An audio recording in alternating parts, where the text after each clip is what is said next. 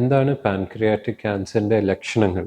കൂടുതൽ ആൾക്കാർക്ക് ഒരു നേരത്തെ സ്റ്റേജ് ആകുമ്പോൾ ഒരു ബുദ്ധിമുട്ടും ഉണ്ടാവില്ല. പാൻക്രിയാറ്റിക് ക്യാൻസറിൻ്റെ ഒരു സിംറ്റംസ്, ഒരു ലക്ഷണങ്ങൾ തുടങ്ങുമ്പോൾ ഓൾറെഡി അത് കുറച്ച് അഡ്വാൻസ്ഡ് ആയിട്ടുണ്ടാവും. കൂടുതൽ ആൾക്കാർ നമ്മൾ 3ാമത്തെ സ്റ്റേജോ അല്ലെങ്കിൽ 4ാമത്തെ സ്റ്റേജിലാണ് ഇത് കണ്ടുപിടിക്കാറ്. സോ ചില ബുദ്ധിമുട്ടുകൾ നമ്മൾ പേഷ്യൻസിന് വരാൻ സാധ്യത ഉള്ളത്, ഒന്ന് വയറുവേദന. സോ വയറ്റിലൊരു നിൽക്കാത്ത കണ്ടിന്യൂസ് ഒരു പെയിന് 2 ആഴ്ചേൻ്റെ മേലെയൊക്കെ ഉണ്ടെങ്കിൽ അത് ഈ ഒരു ക്യാൻസറിൻ്റെ ഒരു ലക്ഷണമാവാനുള്ള സാധ്യത ഉണ്ട്. ഈ സെയിം വേദന പുറത്തേക്ക് പോകുന്ന രീതിയിലും നമ്മൾക്ക് അനുഭവപ്പെടും.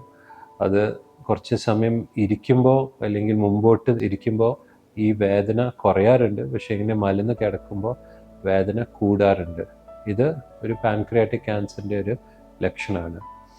ഇതല്ലാതെ പിന്നെ വരുന്ന ആണ് ജോണ്ടിസ്, മഞ്ഞപ്പിത്തം.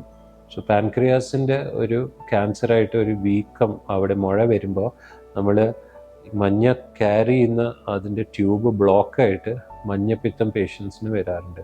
ഈ മഞ്ഞപ്പിത്തം വരുമ്പോഴാണ് ശരീരത്തിൽ മുഴുവൻ ഒരു ചൊറിച്ചിൽ, പിന്നെ ഭക്ഷണം കഴിക്കാതെ ഒരു വെയിറ്റ് കുറഞ്ഞു വരുന്ന, ഭക്ഷണത്തോട് ഒരു ഇഷ്ടക്കേട്, അങ്ങനത്തെ ലക്ഷണങ്ങളും വരാനുള്ള ചാൻസ് ഉണ്ട്. ഇതല്ലാതെ തന്നെ നമ്മൾക്ക് പാൻക്രിയാറ്റിക് ക്യാൻസറിൽ ബ്ലഡിൻ്റെ ക്ലോട്ട് വരാനുള്ള സാധ്യത ഉണ്ട്.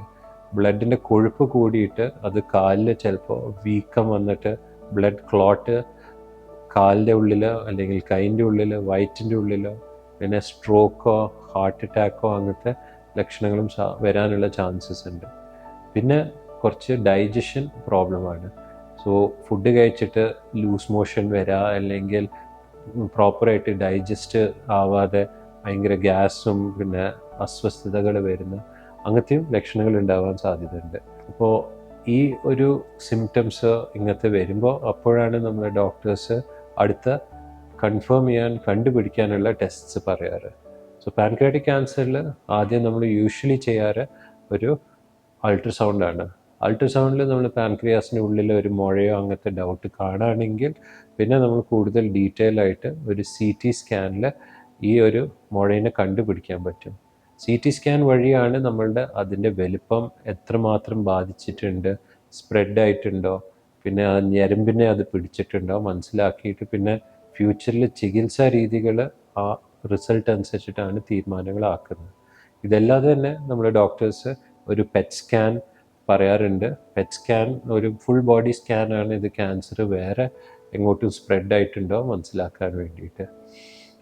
ഇത് കണ്ടുപിടിച്ച് കഴിഞ്ഞിട്ട് അടുത്ത സ്റ്റെപ്പാണ് ബയോപ്സി.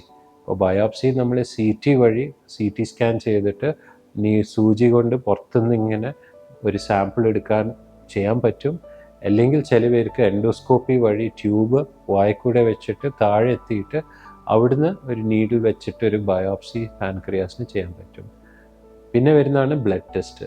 ബ്ലഡ് ടെസ്റ്റിൽ നമ്മൾ ജോണ്ടിസിന് വേണ്ടി ലിവർ ഫങ്ഷൻ നോക്കാറുണ്ട്, പിന്നെ കിഡ്നി ഫങ്ഷൻ, ബ്ലഡിൻ്റെ കുറവ് നോക്കാറുണ്ട്. ആൻഡ് 3ാമത്തെ കാര്യം ഒരു ട്യൂമർ മാർക്കേഴ്സ്.